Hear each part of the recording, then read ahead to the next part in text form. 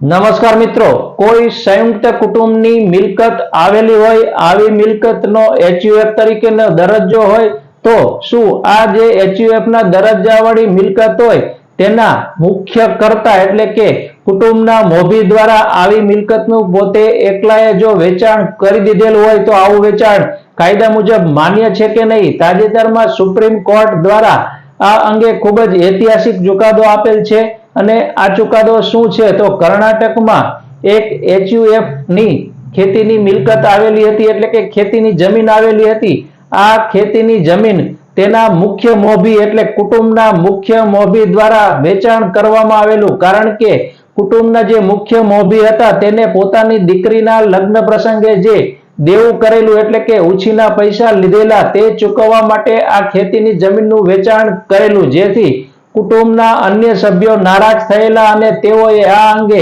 નીચેની કોર્ટ ત્યારબાદ હાઈકોર્ટમાં કેસ કરેલો। છેલ્લે આ કેસ સુપ્રીમ કોર્ટમાં ગયેલો ત્યારે સુપ્રીમ કોર્ટ દ્વારા એવું જણાવવામાં આવેલું એટલે કે એવો ચુકાદો આપેલો કે